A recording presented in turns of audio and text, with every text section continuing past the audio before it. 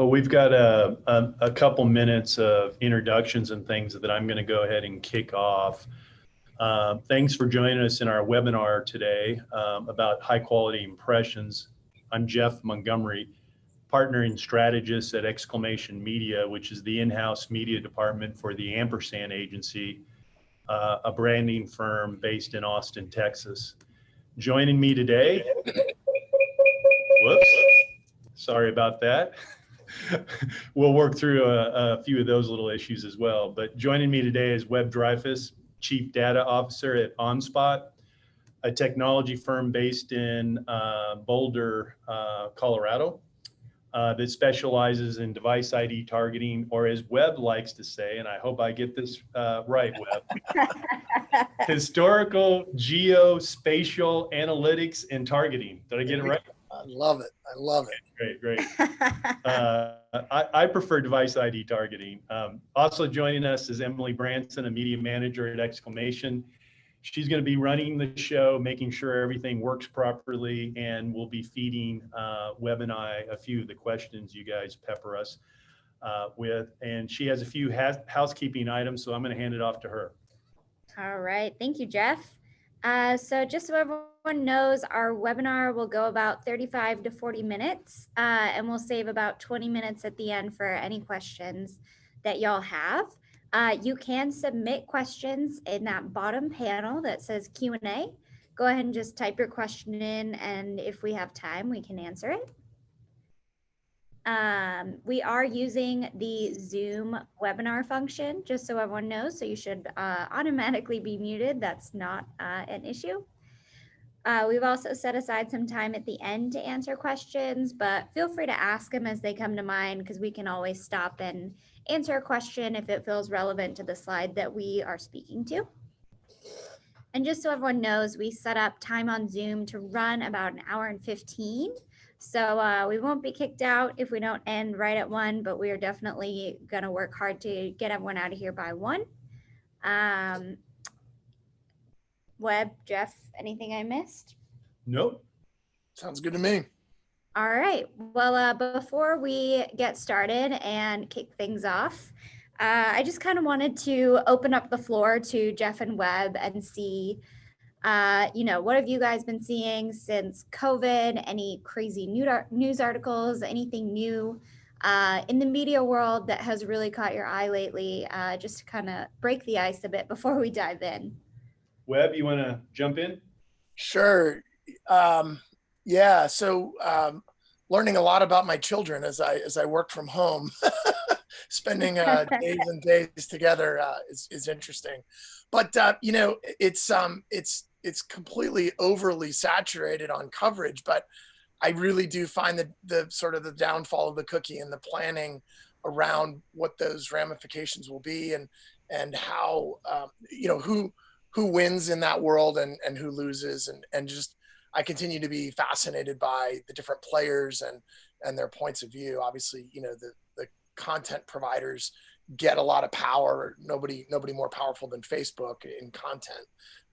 But it just seems really interesting. I also think it's really interesting reading about the technology vendors on the content side, right? The companies that are helping publishers to monetize their ad inventory and things like that. So companies like Quantcast and some others are in a really interesting position. And so for some stupid reason, I'm still a news junkie for the cookie demise. So I'm curious, Webb, you're a technology provider. Is it going to affect you guys at all?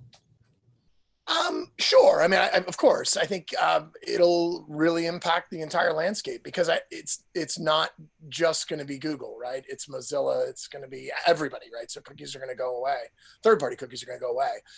And so, targeting will be harder. And so I think in a weird way, we and a lot of other providers that do things outside of the strictly digital world, and that sort of measure the world as opposed to the digital world, I think that we have a fairly strong position. But there's ins and outs on both sides, and I think the world's definitely going to change. I do feel that because of what we do and how we look at the world, I think we're in a pretty good position.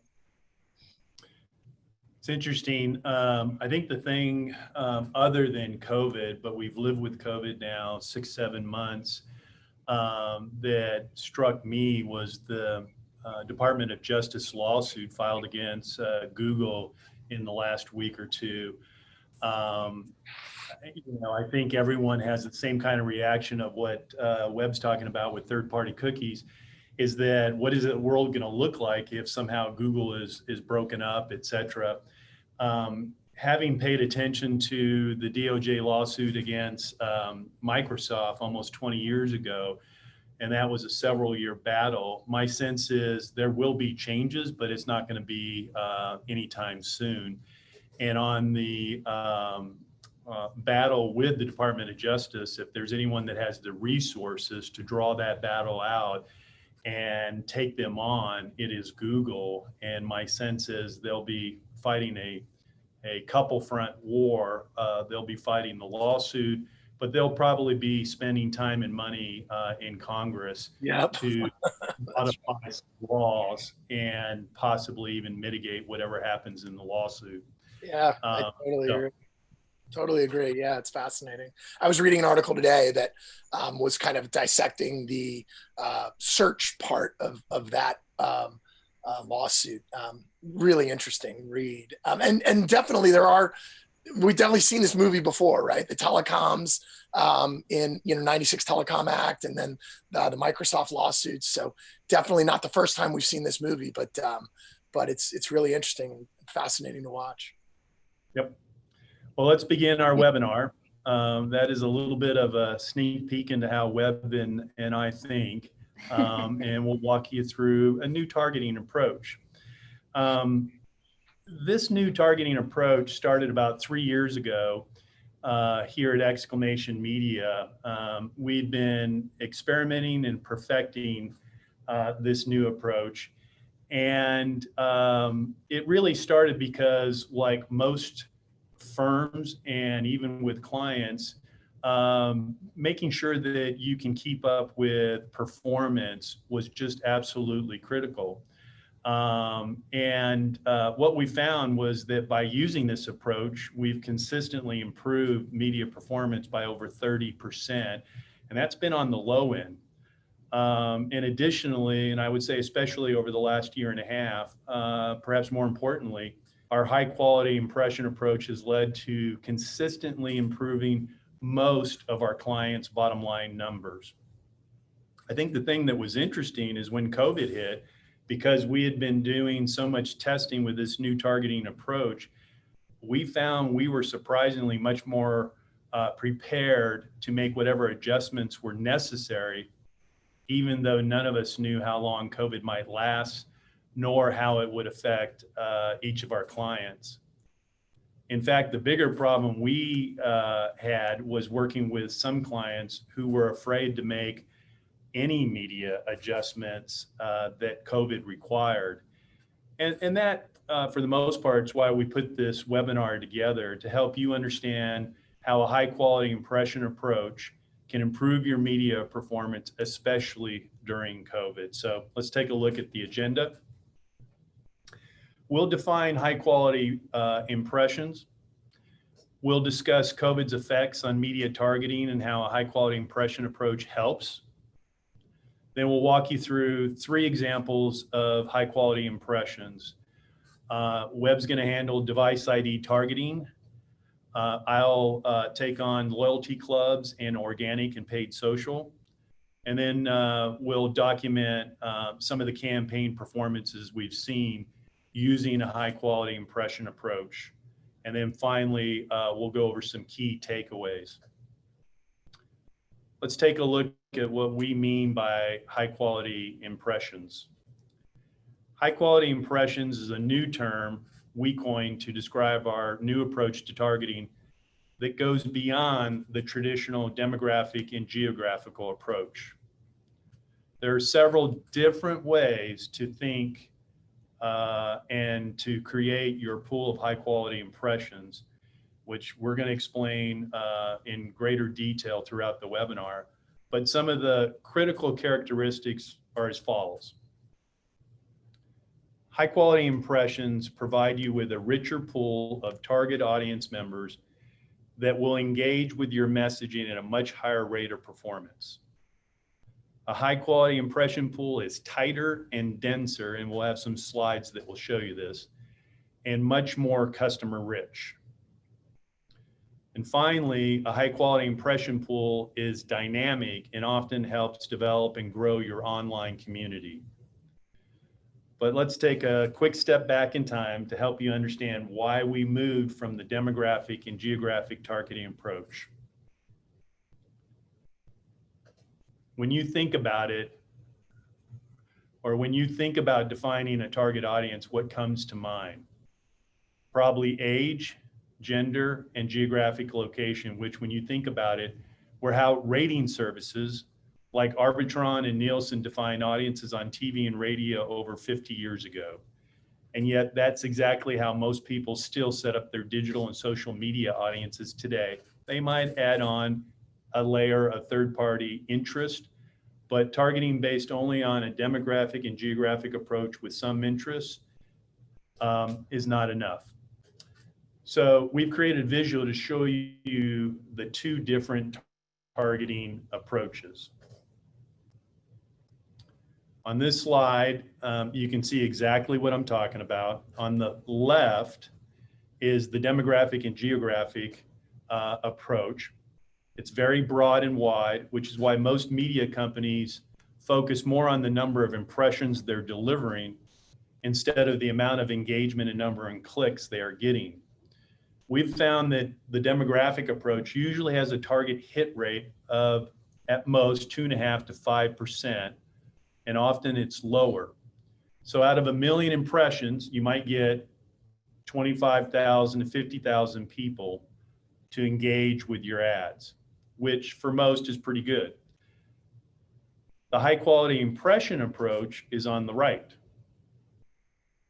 It adds on an additional layer of behavioral and online information that dramatically increases your media's ability to target more people who've engaged with the brand, and then identify like-minded people with similar interests. We've found the high quality impression approach has a target hit rate of 3.5% to 15%. And that's 35,000 to 150,000 if you use the 1 million impressions you might engage with, which is a substantial increase. Obviously, at the beginning of this process, you may need to start with just a demographic and geographic approach, depending on your resources and what you have built in with your client. Then once you build up a base of engaged consumers online, you can narrow your targeting to high quality impressions. Often, but not always, the high quality impression approach allows you to reduce your reach and increase your frequency, which is critical. And as you can see on this slide, on the right-hand side, that middle band of yellow, the red dots are customers and or potential customers. There's quite a few more concentration of customers and potential customers in the high quality impression approach. And we'll walk you through to show you how we arrive at that. But I think you can see the old demographic and geographic approach to targeting, why it's so inefficient and ineffective. And it explains why so many media companies continue to underperform, and why when COVID hit, it exposed just how critical it was to change that approach. The numbers couldn't be clearer. Because of COVID, more people are online, more people are buying online, and more people are changing the way they work and the way they shop. Restaurants and bars have been hit hard. Quick and fast service restaurants have had to adapt. Most retail outlets have had to adapt as well, and a large number are underperforming. Entertainment and transportation sectors have been decimated. Alcohol and few businesses that have prospered have actually done better, as have businesses for home improvement and outdoor spaces. all of this has forced most businesses, but not all, to consider shifting from targeting almost exclusively new customers to targeting more of their current customers. And that transition actually has revealed two very interesting insights for us in this process. One, most businesses had a very difficult time making that adjustment, and some still have not. The resistance to change has been very, very real for corporate America. And two, and this might surprise you, most businesses don't know how to target their own customers. They only know how to continue doing what they've been doing, which is targeting people simply by a demographic and geographic approach. Hey, Jeff, I'm going to stop you there. We actually got a good question about this slide. So someone asked, how hard has it been to convince your clients to switch from trying to get new customers to focusing on current customers? That is a good question. And I would say, and I'm probably going to pause after I respond, Emily, and ask you to chime in as well. But I would say it's been 50-50. Some clients were very comfortable and recognized right away that something had changed and they needed to focus on their own clients first and then think about reaching out to new clients or customers. And there were some that just shut down and could not even think about how to have the conversation. And one in particular, a fairly large client, they just could not see why they had to focus on their own customers. So for me, I would say it's been a mixed bag over the course of time. After those first 3 months, I would say it became a little easier to convince clients to focus on current customers. But there's still a portion of businesses that haven't quite made that transition. Yeah, I absolutely agree. And I think too, something we talked about in our last webinar was just how COVID has really led people to shop with brands that they trust. And so I think that is such a huge connection between engaging your current customers and really, getting them to be repeat customers, especially throughout this tough time. It's just a low-hanging fruit that is an easy decision to make, in my opinion. Yeah, and I think in a few more slides, you'll also see why focusing on your own customers can help you attract new customers much more efficiently. But it's a question that is important because it's a fundamental approach here that in the Q&A, if we want to talk about more, we can. So we are moving on to the next slide. So in this presentation, there are 3 or 4 slides I love, and this is one of them. I just think this is a fantastic slide that helps you see the whole paradigm that we're talking about, from the demographic and geographic data on the far left, the third-party interest data in the middle, and then what we've developed on the far right of high-quality leads data. So let me say that the high-quality impression approach, it's critical that when you add on that additional layer of behavior or online activity to your targeting, such as friends, interests, similar online patterns, pages people follow, pages they interact with, as well as people they have interacted with on posts through likes, comments, and shares, along with any proprietary lists or data that you can add, such as loyalty club members, device ID targeting, and third-party lists based on online interest. All of that enhances the quality of your targeting capabilities or impressions. And I might add here, we call the list or data that delivers the high-quality impressions high-quality leads. And I know that gets a bit technical or confusing, so I will continue throughout the webinar to use high-quality impressions in most cases, but internally at Exclamation, the list or audiences that deliver the high quality impressions come from high quality leads. And you can see all the sources right there below the headline on the slide. I think the other thing that was interesting as we were putting the webinar together, Emily, is that in talking about this, you had mentioned how just setting up audiences and targeting on some of the platforms, but specifically Facebook, how they start with just the basic information of demographic and geographic, and actually don't help you think about some of the audiences that are on the far right.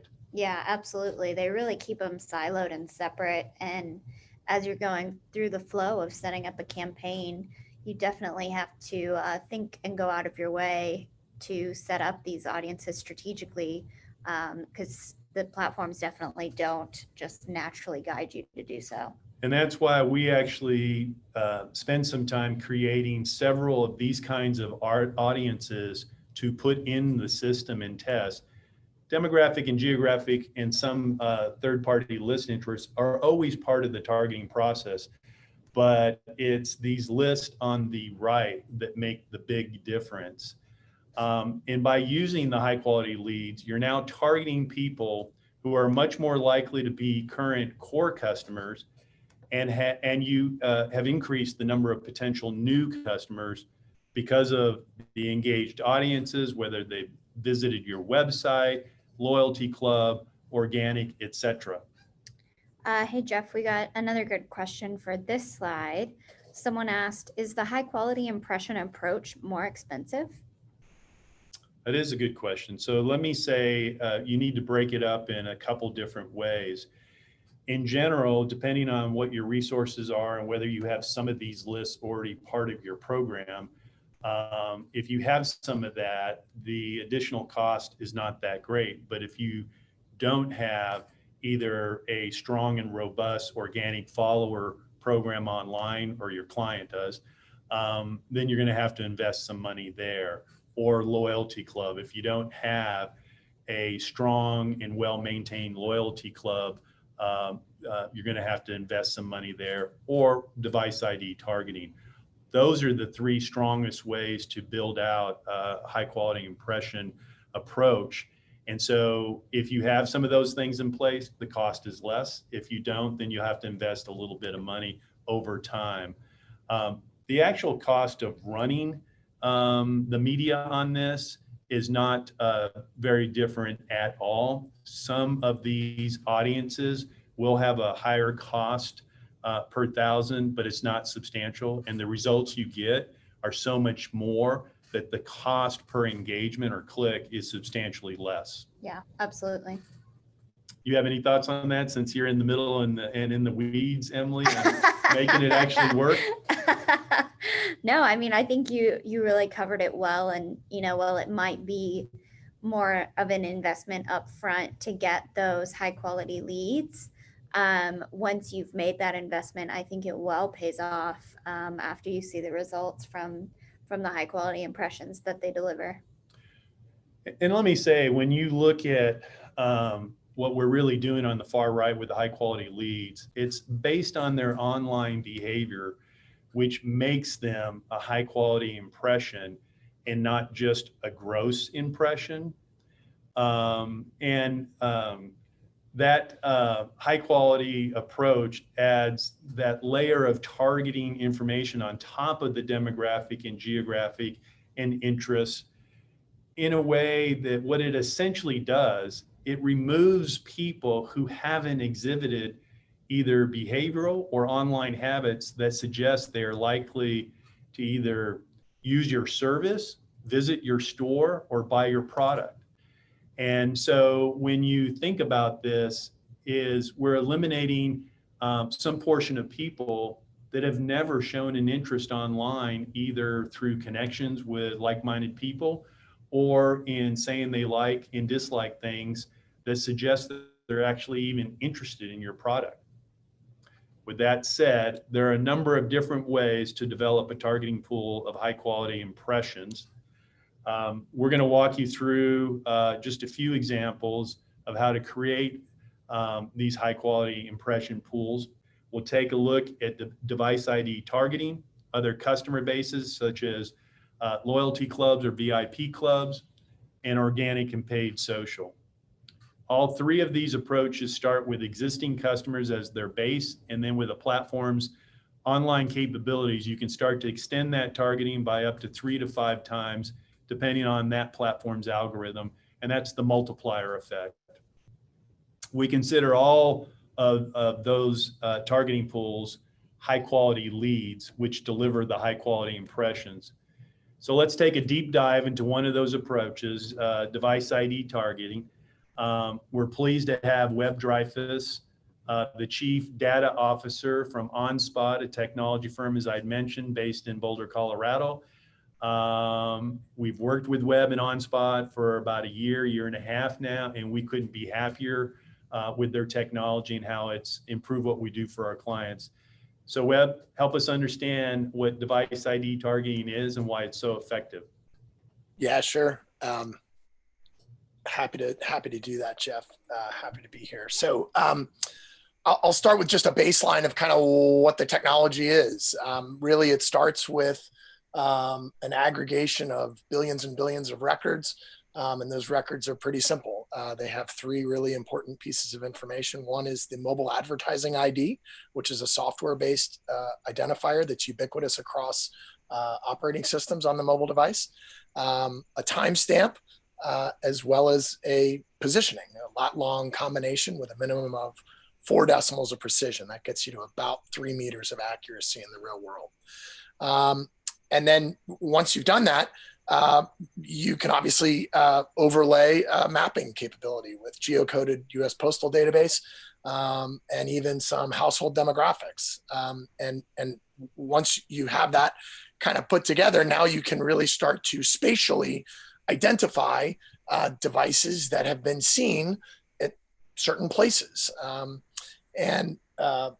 This gives you a lot of power to really identify those kinds of high quality leads, as you said, Jeff, people that are interacting with your competitors' brands and so forth, as well as to your point, understanding who comes into my store. Right, I might know everybody that buys stuff, but who comes in and how often do they come in? Can I get those people that are coming in to maybe get a little more on the side of spending more? How can I find more wallet share? So absolutely fits right in with what we're talking about. And then, the other thing I would say here about targeting and about using this data for targeting is, before you target and before you go through Emily's fun part of the operational process of running a campaign, using data like this, you can really learn a lot. You can help your clients to understand who their customers really are. By linking to households and household demographic, you can start to really find some interesting patterns in your customers' consumers, as well as your customers' competitors' consumers. And maybe you start to see some interesting patterns that would help you identify maybe a different creative or maybe a different offer, or might indicate that you should use a different channel to get to those people with your message. Not all millennials love Facebook, but a lot of them like Snapchat. And so those kinds of trends can really pop out of the data, and it's really worthwhile to partner with somebody, that understands how to view the world around you with data points. That data can really be used to inform, especially now, post-COVID, or not post-COVID, but I guess in the middle of COVID, everything kind of turned red in the middle of March. But, now everybody in the world is really reevaluating how they interact in the real world and what are they willing to go out for? Are they willing to go to movie theaters or grocery stores? And where do you draw the line? What about gym goers and those kinds of things? So having that kind of data inform the process of building a campaign can be really valuable, in addition to obviously helping to run the campaign. So let's jump into the targeting on the next slide. When you activate, same thing. I've taken some liberties here. Hopefully everybody gets the chuckle here, but the original ad network is the U.S. postal system, right? Direct mail, still pretty effective with certain. Showing your age, Webb. I know, right? So true. But I do that a little bit of tongue in cheek, but it is worthwhile remembering that direct mail in certain parts of the population is super important and super effective. But again, obviously, in the ad networks, obviously being able to link to the traditional, ad networks, Trade Desk here, and even, U.S. Postal, obviously, and those are, stuff and stamp services as well. There's plenty of them, but also intermediaries, right? Like LiveRamp and Newstar and Experian and those companies that have the plumbing all built out to go to a whole cadre of all of these is also important to be supported. And of course, social networks, right? Just because we're targeting and understanding devices based on where they've been, that doesn't mean that we're limited to just advertising to mobile devices. We can use those mobile devices to then target across, like I said, all of these networks, the social networks as well. I mean, these are ad networks, really, at the end of the day. They are advertising driven. And so they love to take your money and figure out how to target to whoever you want to target to. The other thing too to remember is that the social networks especially have been pulling back from providing refined and granular targeting capabilities. I think currently at Facebook, the most granular you can get from a geospatial perspective is I think a mile radius or something, or maybe it's a half-mile radius, which is, astonishing when you're trying to target people that were at the Giant Foods and you're looking in a half mile, right? So I think, you're going to touch on this a little bit later, Jeff, but the algorithms clearly are designed to make them money and not necessarily to help you preserve your money and increase the frequency while decreasing the reach. So really interesting there.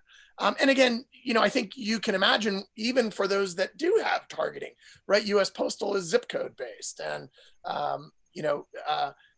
things like Facebook, that's a half mile. So you start to look at, if I wanted to run a multi-channel campaign, and I'm going to use the Facebook algorithm here, and then I'm going to use US Postal zip codes. And I've got, people that have expressed an interest in, Danish dessert cooking. And so I wind up with very, very disparate lists of who I'm trying to reach out to. And so the object of a multi-channel campaign is to get in front of the same people over and over across whatever medium they might be on. And so it's really important, to the extent that you can hit the same people over and over again. So again, that's just some of the additional benefits of not only doing your analytics, but then doing your targeting from a centralized list of high quality leads. Hey, Webb, yeah. I'm going to jump in real quick. We did get a question. Someone asked, I believe this is for Jeff and I, have you ever used device ID targeting before?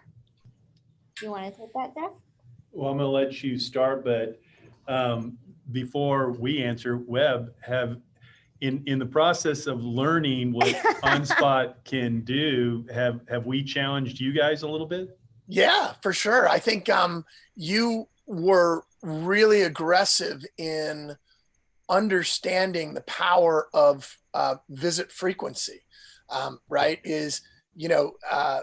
Definitely we had some light bulbs go off, and you helped us to really think about frequency as a powerful metric in this data.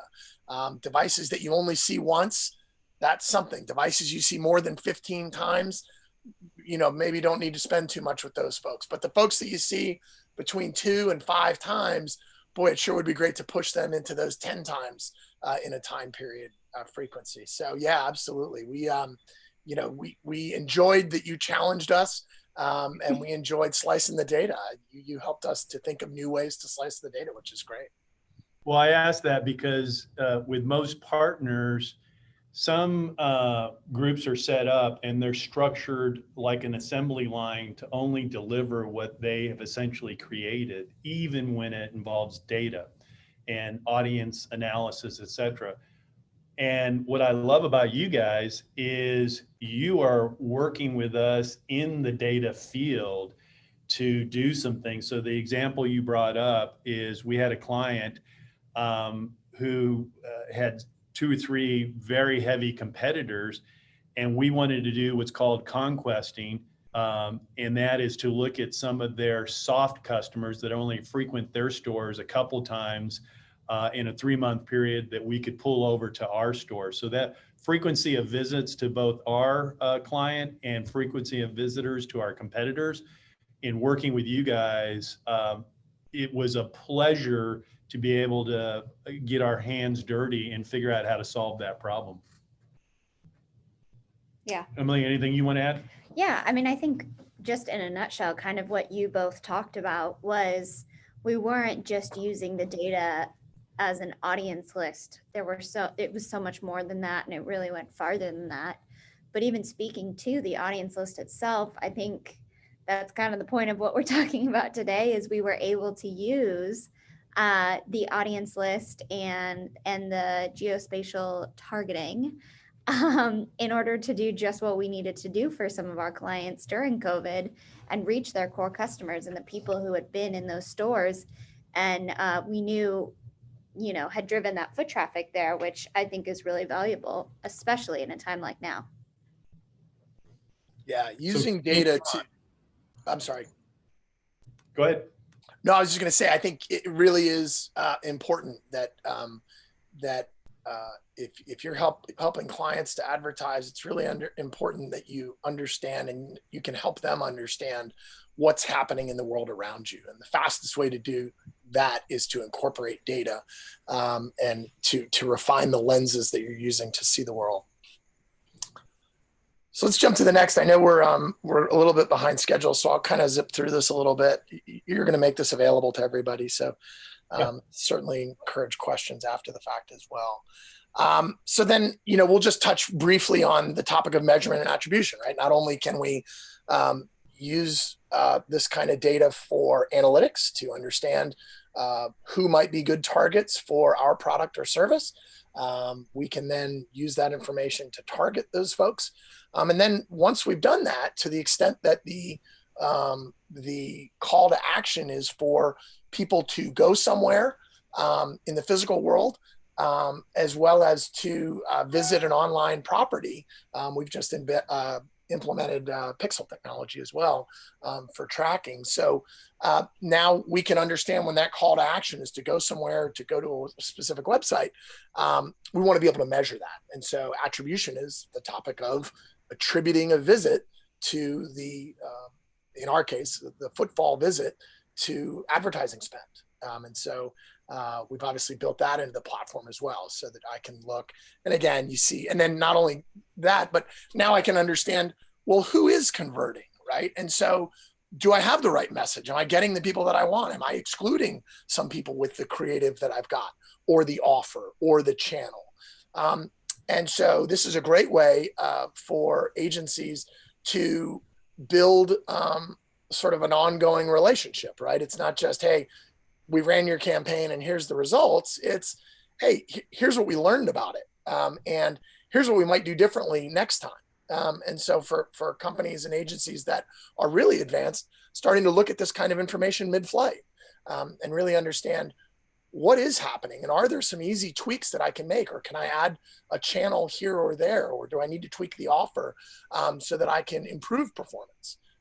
But it's a great way to stay relevant with the client and help them understand what's working and what's not, and maybe what insights we're gleaning as we run these campaigns, as we watch and see who reacts and how they react to the messages that are being sent.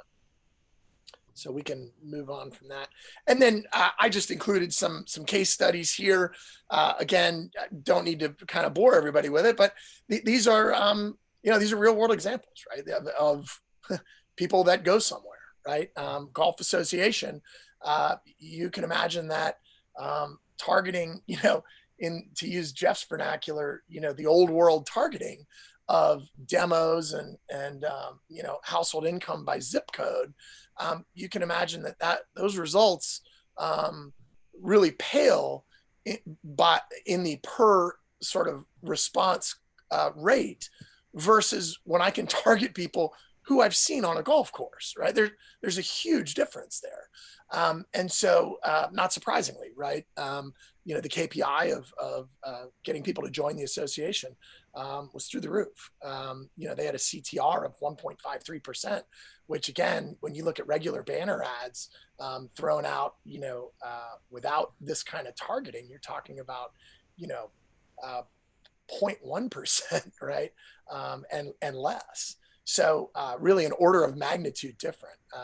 And then, cannabis retailer, right? These are the easy ones, right? The ones where there's no available list, right? Like, so gamblers, you see a lot, cannabis, you see a lot. But again, you can understand the amount of lift that you get when I'm using traditional, maybe even interest-based, of people that are interested in tobacco and cigarettes and smoking. That's a huge difference from people that are recreationally interested in cannabis. And so being able to identify people that have been seen in those places gives you a huge lift in performance. And again, the topic of scale and frequency, right? If I'm now all of a sudden, if I don't have to advertise to all 100 people in the zip code just to get the 10 people I want, if I can just advertise to those 10 people, well, now I can triple, quadruple, I can magnify by 10 the amount of money that I'm spending on those individual people. And so I can hit them way more times. I can hit them 10 times versus one. So by decreasing the reach and increasing the frequency, I'm really changing the script on the cost of the click-through or the impression. And then the last thing I would say, these are just some fun things to think about, right? Is that this is all changing. And again, to what we opened the conversation with, the world continues to change, both digitally as well as the physical world around us, right? Lights are turning from red to green, and who knows, maybe back to red as we look at winter and a long winter indoors. So, continuing changing is important. Obviously, at OnSpot, we continue to do that. As I said, we've implemented pixel technology for retargeting for those customers that you're successful in driving, but maybe didn't land the call to action. Maybe you want to follow up with them. We've incorporated political, obviously, to understand not just household income and those kinds of things, but the more granular precision, and then being able to target those political leanings. And I think CDP Lite, that's the idea. There is some stuff that we're kind of thinking about. The used to be called a DMP. Before that, it was called CRM. Now it's called CDP. I'm sure it'll be called something else in 2021, but it's a database of customers who comes to your store and who interacts with your programs. And so those are some things that we're continuing to think about as we look to provide more and more value to our agency customers. And then the last one is unicorn hunting, right? This is the bane of our existence a little bit, because you can refine your audiences so much. Everybody wants to do that with astonishing precision. We like to call that unicorn hunting, right? Which we try to deter, but since you can't, we've built and implemented some push button scaling capabilities so that I can target all the devices in a household from which I saw one device exhibiting some geospatial behavior. Social, these are other devices that I see in regular proximity to the one device, excluding household, of course, and then look-alike, right? Behave alike, people that make $100,000 or more in that zip code who also go to the gym 3 times a week, that kind of thing. And by push buttoning that, we try to make life easier for folks like Emily who get stuck with the unicorn hunters all the time. So that's kind of just a an overview of what device ID targeting is and how it can be used, and some things to think about as you kind of think about that within the context of high quality leads and high quality impressions. Hope that helps. No, that was excellent, Webb, and I'm sure we'll have a few questions in the Q&A. I will say Ampersand is more than happy in Exclamation to answer any questions about how what Webb and OnSpot do really works. So with that, we're going to jump into another way that you can look at developing high quality impressions, and that's loyalty clubs. So not all of your clients will have a loyalty club, and some that do maintain it and do a great job with it, and some do a so-so job with it. But by definition, loyalty clubs are company VIP groups, however you describe them. They involve your customers, and taking that membership online allows you to do a few things. One, it allows you to target them online, which is the whole point of this discussion. It also allows you to make them a part of your online community, which is a whole nother discussion. Once they are part of your online community, you can then use that platform's algorithm to expand your targeting of high quality impressions to their online friends who share their likes and interests. And let me say, with all of these lists and data points, we don't like to put them in on a platform and then just immediately do lookalike audiences. That's not the way we do it at all. We put them in and we see who's responding off those lists, and then build some lookalike audiences off a combination of some of these audiences we put together. Once they are part of your online community, you can start to do all of that. And this is what allows you to more cost effectively and efficiently reach both current customers and potentially new customers. And so on this slide, we're showing how you can do just that. And this is pretty straightforward and pretty easy to understand, but it's how you grow the new customers in your online community, especially on organic social, and then use that platform's algorithm to identify their friends or lookalikes. You want to keep both groups in your messaging, work to engage them, and then make them one of your organic page followers. And that's critical, which is why organic and paid social is another way to create high quality impressions. Let me say most companies, and this drives us nuts probably in the world of the agency world, but most companies separate their thinking, their work, and their budgets for organic and paid social. And we believe that's a huge mistake for several reasons. One, if a company still thinks that organic is free, they're wrong. All social is paid. And they've pretty much guaranteed that most of their followers will not see much of the content they create and post in organic. And then two, the money spent on creating all that organic content, which is usually not an insignificant amount of money, is getting a very, very small return on its investment. Three, those same companies are not taking advantage of the platform's algorithm, which by design, when they first started, they were all set up to find like-minded people with the same interests to show and share posts with. And then four, and we'll have a slide that shows this that's pretty powerful, but the efficiency of organic social to engage people is substantially more effective than paid social ads, but we believe strongly both should be supported, which I've kind of gotten ahead of myself. So let me take a step back and show you what a great many people do not realize about organic social. Ever since Facebook changed its algorithm several years ago, very few of your followers and fans now actually see your organic social content unless you boost that content. In fact, only about 5 to 15% of your followers and fans actually see your organic content on a regular basis. That means 85 to 95% of your followers and fans don't see all of your organic social content, again, unless you boost that content, We now live in a pay-to-play world, and organic social requires a budget in order to be effective, which begs the question, why is it so important that all of your followers and fans see your organic content? Because your followers and fans are core customers. Over the years, with most, but not all of our clients, we've done surveys that have looked at our clients' online organic followers to determine how many of them are actually customers. And we've consistently found that 85% plus are followers or fans.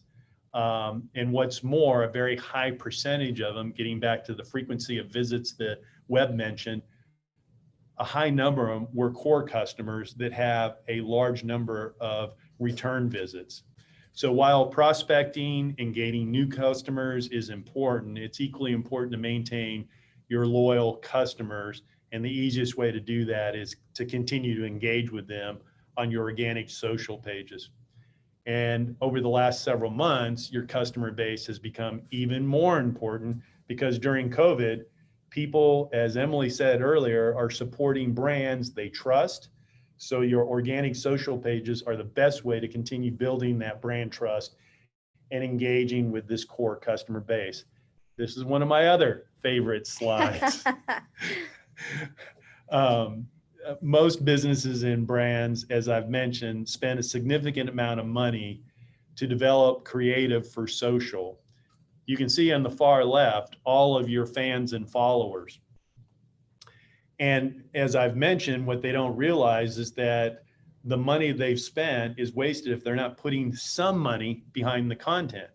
The visual on the right represents how many of your followers and fans see your organic content if you choose not to boost it. All of your followers and fans are on the left. Who actually sees it is on the right, is a pretty clear indication of why it's important to support organic social. And so when you do that and you boost, most of the people on the left, if not all of them and more, are likely to see your content. Your audience size increases dramatically. And remember, all of these high quality impressions that you create in organic are available in paid social targeting. Which is why we're showing this slide again. All of the high quality leads data approach on the right is available for both organic and paid social targeting. So it opens up a whole new door on how to think of how organic and paid can work hand in glove. And if you use them, you will find that it increases your performance in both organic and in paid. So let's take a look at the end here at how media performance can improve with high quality impressions. So these are real numbers that came from a company that we audited their media, and the Fortune 500 company had been using a demographic and geographical approach, and you can see how poorly their media performed. And these are real numbers. And we tweaked them a bit so they're not exactly the same numbers, but they are really close to what this company had been getting on and off for over a year and a half. And when we did the audit and reviewed it, we knew there was going to be a tough discussion. You can see on the right how in implementing a high quality impression approach, how much better we were able to do. And I might add, we thought that while the numbers on the right were a step forward, we still think we can do better, but it will take working with some different combinations of both platforms and target audiences or high quality impression pools to continue to improve their performance. But I do want to show how dramatic the difference was of over 35,000 more clicks. And this wasn't anything earth shattering. These are just simple adjustments that had to be made. And then on this slide, it demonstrates just how powerful organic social is, especially when you put some money behind to support it. We believe organic social is really needs to be thought of as the base from which you grow your online community. And here you can see very clearly on this slide, I mean, the numbers are just amazing. And when you look at what organic social was able to do through boosting, the number of impressions are almost the same, but the post engagement doubled and the number of clicks tripled. And we see things close to these kinds of numbers all the time. And it's why it frustrates us when folks don't want to put some money behind organic social. And when you do, you can see how your paid advertising will perform so much better. So let's do a quick wrap up on some key takeaways. At a strategic level, the high quality impression pool provides you with a richer target audience that will engage with your messaging at a much higher rate than what you see with demographic and geographical targeting. When you add on that layer of consumer and engagement data, it dramatically increases your media's ability to target a much more concentrated number of both customers and potentially new customers, which is why performance is so much better. And then to break down into some more details, high quality impressions are a subset of geographic and demographic gross impressions. It's usually about 50 to 75%, which lowers your reach but increases your frequency, which is what Webb mentioned. And if you think about it, the high quality impression approach essentially takes, I would say, people out of the pool who have not demonstrated over a long period of time any interest or inclination to have toward your service or your product. And so it just removes them. The high quality process targeting has a target hit rate of 3.5 to 15%, where demographic and geographic has a hit rate of 2.5 to 5%. Some of the best sources for building a high quality impression targeting approach: engagement, organic fans and followers, device ID targeting, loyalty club members, website visitors, etc., along with lookalikes at some point. Multiplier effect on lookalikes and friends will be 3 to 5 times. So if you have 100,000 from device ID targeting, you're probably going to be looking at targeting 300 to 500,000. And then what's especially important is incorporating your customer loyalty list online. Your customers should be part of your online community. And you will find that your high quality impression approach will improve your media by 30%, which, if done properly, will also move your clients' bottom line numbers. And usually that's the primary goal for all media campaigns. I know we ran a little long. We're close to the hour. But if any of you want to stay and have questions for Webb, Emily, and I, we're more than happy to answer them. Yeah, we actually got a couple during the presentation, so we can try and tackle these both. But if anyone has to hop off, no worries at all, and thank you for joining us. So the first question was, do loyalty clubs help much with your high quality impressions approach? So I'm going to answer that and then ask Emily if she has any additional thoughts. The answer is typically yes, but a lot depends on how much that particular client has actually done to maintain the loyalty club, keep it cleaned, and purge folks that aren't active, and how much they've done to stay engaged in the kind of creative, and if they've done anything special to keep them much more engaged and keep them moving through the pipeline to become a core customer, and the frequency of visits are much higher. The more the client is done, the better that is in the high quality impression lead approach. Yeah, absolutely. I would agree with that. And I think, again, kind of going back to what we were talking about earlier, is those loyalty clubs, especially if they're active and engaged, are such low hanging fruit for your online community. You don't have to pay a lot for them to be incorporated in. You know, it's a lot easier of a sell to get them engaged because they've already made a conscious step in being invested in your business one way or another. So I think it's kind of a no brainer to really incorporate them into the pool of targeting. And I think the important thing is the more that loyalty club feels like they're benefiting from the relationship with the client or brand, the better that database will serve you online in the targeting that you do. Yeah, absolutely. All right. Another question we got, why does organic social do so much better than paid social? So I'm going to actually let Emily answer that because she's our in-house social expert, and I have a few thoughts, but she's the expert, so I'm going to hand it off to her. Okay. I feel like the slide that you walked us through a little bit ago, Jeff, really gets to the point of it, in that your organic followers are, for the most part, your core customers. So they're a lot more likely to engage, and they're a lot more likely to click. So, traditionally people are targeting based on demographic and geographic, like Jeff walked us through.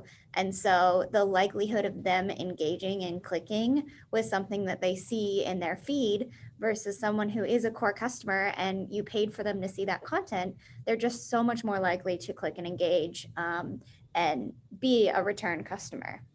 Well, and I would add to it, all social platforms essentially started with people and their friends sharing things back and forth, and then their friends or followers have kind of grown from there. But that algorithm has been perfected now over the last 15, 20 years in a way that when you set up paid ads, you don't have that whole layer of algorithm added in. You're defining the audiences. So if you only do a geographic demographic, that's one way. And even if you add in all these high quality lead audiences, it's a step up and better, but it doesn't have the exact algorithm that's in organic social, which is super powerful and what makes most of those platforms really run. Yeah, absolutely. All right, I think we have one last question and then we can let everyone get on with their Thursday. So last one, the difference in the number of clicks on this slide, I believe it was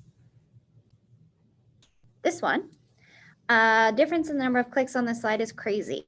How did you get so many more clicks, and which targeting tactics did you use?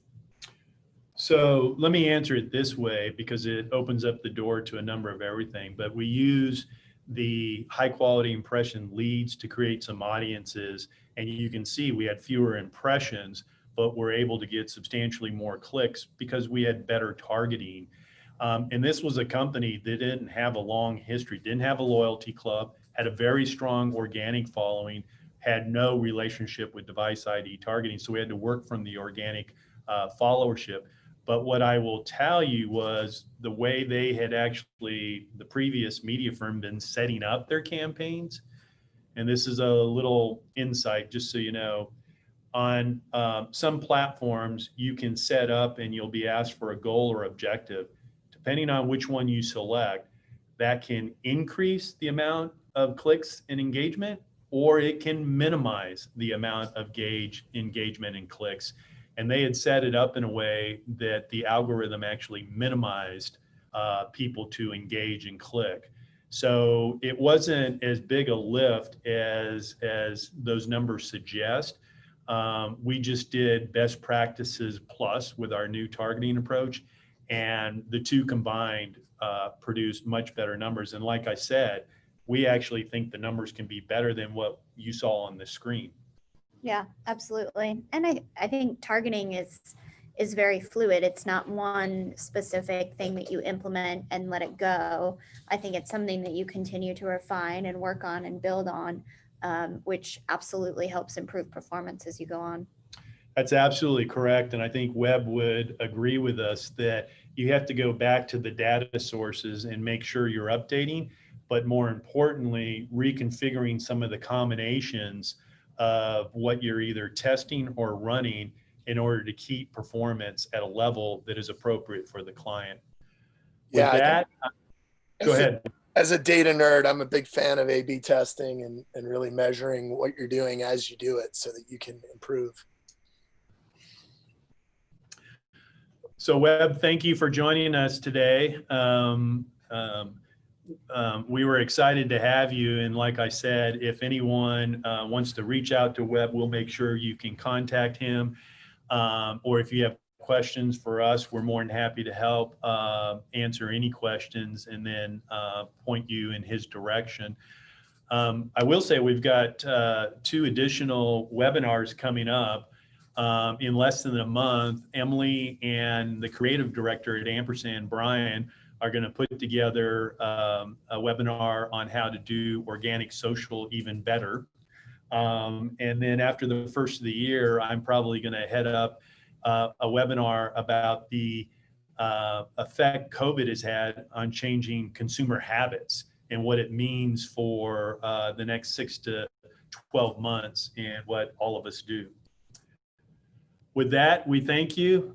Webb, thanks very much for being part of our webinar. Emily, for making this work properly, and for all of you joining. And again, if some of you have additional questions and want to reach out to us, please do so. We'll be more than happy to help in any way we can to explain high quality impressions and how it can improve your targeting. Thank you very much.